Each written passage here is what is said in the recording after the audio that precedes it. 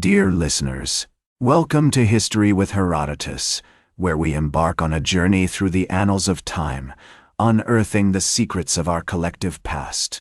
Today we find ourselves in the midst of a pivotal moment in American history, as we delve into the fascinating tale of the Battle of Bunker Hill, a clash that would forever alter the course of a nation's destiny.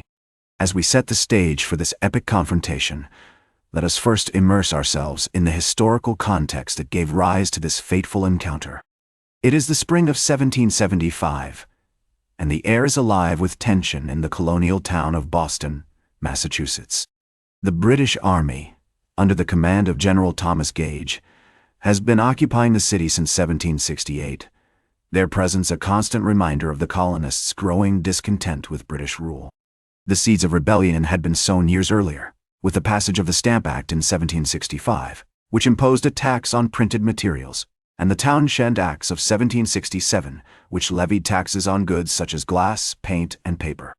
As we walk through the narrow streets of Boston, we find ourselves surrounded by the sights and sounds of a bustling colonial town. The smell of salt water and tar wafts through the air, mingling with the sound of hammering on metal and the chatter of pedestrians. We pass by the Old North Church, where the famous "1 if by land, 2 if by sea" signal would soon be sent, warning the colonists of the impending British attack. The colonial resistance, led by men such as George Washington, John Adams, and Samuel Adams, had been gaining momentum in the years leading up to the battle.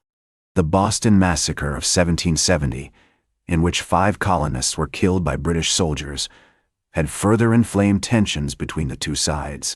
The Boston Tea Party of 1773, in which colonists dressed as Native Americans boarded British ships and threw cargoes of tea into the harbor, had been a bold statement of defiance against British rule.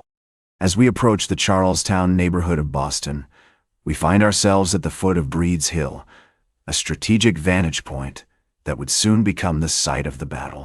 The colonists, led by Colonel William Prescott and General Joseph Warren, began to construct earthworks on the hill, including a redoubt and several smaller fortifications. The British, aware of the colonial plans, prepared to launch a counterattack to drive them off the hill. The stage is set for a pivotal battle, one that will test the mettle of the colonial forces and determine the course of American history. The year is 1775, and the month is June. The fate of the colonies hangs in the balance, as the British Army, with its superior numbers and training, prepares to clash with the determined colonists. And so, dear listeners, as we conclude our examination of the earliest history of the Battle of Bunker Hill, we find ourselves on the threshold of a pivotal moment, one that will forever alter the course of American history. Join me next as we embark on an exploration of the primary events of this epic battle, and uncover the bravery, sacrifice, and cunning that defined this turning point in the struggle for independence.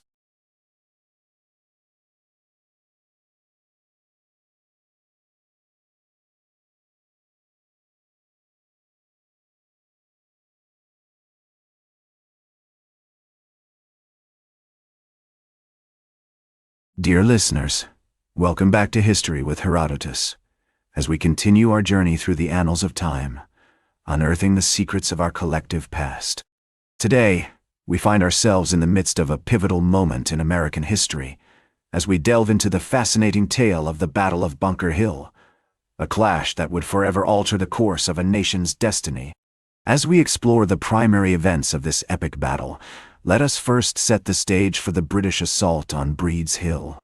On June 16, 1775, the colonial forces, led by Colonel William Prescott and General Joseph Warren, had begun to construct earthworks on the hill, including a redoubt and several smaller fortifications. The British, aware of the colonial plans, prepared to launch a counterattack to drive them off the hill. The British Army, under the command of General Thomas Gage, assembled a force of over 2,000 troops, including seasoned veterans from the British Regular Army, as well as some loyalist militia. They planned to attack the colonial positions on Breed's Hill in a series of frontal assaults, relying on their superior training and firepower to overwhelm the defenders. As the British forces approached the hill, they were met with a hail of gunfire from the colonial lines. The colonists, despite being outnumbered, had cleverly positioned themselves behind earthworks and barricades, which provided them with excellent cover and allowed them to inflict heavy casualties on the advancing British troops.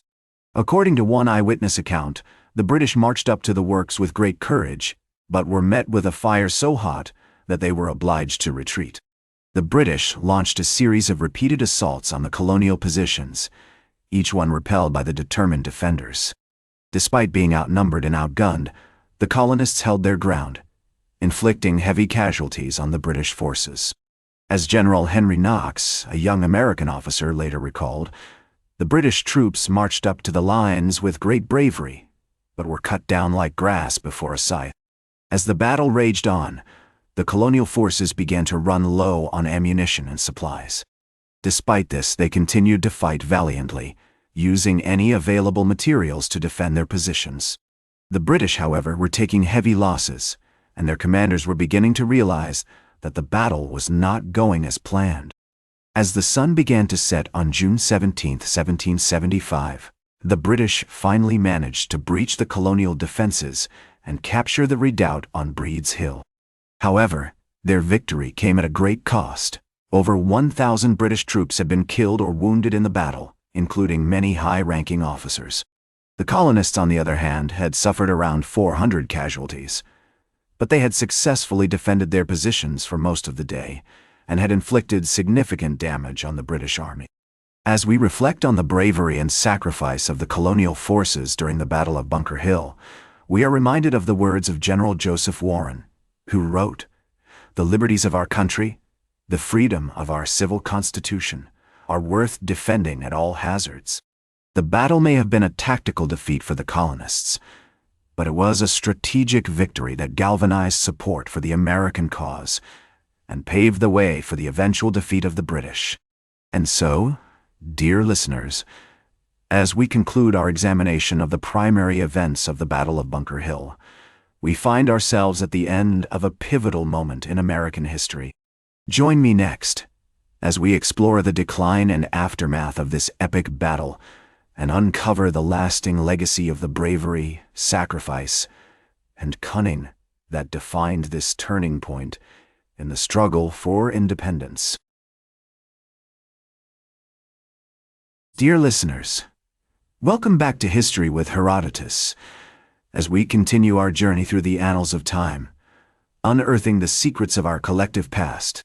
Today, we find ourselves in the aftermath of a pivotal moment in American history, as we delve into the decline and lasting legacy of the Battle of Bunker Hill. As the British forces captured the redoubt on Breed's Hill on June 17, 1775, they had won a tactical victory, but at great cost. Over 1,000 British troops had been killed or wounded in the battle, including many high-ranking officers. This heavy loss led to a significant shift in British strategy, as they began to reassess their approach to the war. In the months that followed, the British decided to evacuate Boston, which they had occupied since the start of the war. On March 17, 1776, British General William Howe and his troops sailed out of Boston Harbor, leaving behind a city that was badly damaged but still intact. The colonial forces, now led by George Washington, took control of the city and began to rebuild and fortify its defenses. The Battle of Bunker Hill had been a strategic victory for the colonists, as it galvanized support for the American cause and paved the way for the eventual defeat of the British. As news of the battle spread throughout the colonies, it inspired many to take up arms against the British and join the fight for independence. The bravery and sacrifice of the colonial forces during the Battle of Bunker Hill became a symbol of American patriotism and determination. In the years that followed, the legacy of the Battle of Bunker Hill continued to inspire Americans. The battle was seen as a testament to the power of courage and perseverance in the face of overwhelming odds. As General Henry Knox later wrote, the Battle of Bunker Hill was a glorious example of what may be accomplished by bravery and determination. The battle also marked a turning point in the war, as it convinced many Americans that they could indeed defeat the British and secure their independence. Today, the site of the Battle of Bunker Hill is commemorated by a monument in Boston's Charlestown neighborhood. The Bunker Hill Monument, which stands over 221 feet tall, was dedicated in 1842 and has since become a symbol of American patriotism and a reminder of the bravery and sacrifice of the colonial forces during the Battle of Bunker Hill. As we reflect on the decline and aftermath of the Battle of Bunker Hill, we are reminded that the true power of this pivotal moment in American history lies not just in its military significance, but in the enduring legacy it has left behind. The battle may have been a tactical defeat for the colonists, but it was a strategic victory that paved the way for the eventual defeat of the British and the birth of a new nation. In the words of General Joseph Warren, the liberties of our country, the freedom of our civil constitution, are worth defending at all hazards. The Battle of Bunker Hill will forever be remembered as a testament to the bravery, sacrifice, and cunning that defined this turning point in the struggle for independence. That's all for today's History with Herodotus. Remember to like, share, and subscribe. And until next time, remember that to understand the present, we must first understand the past.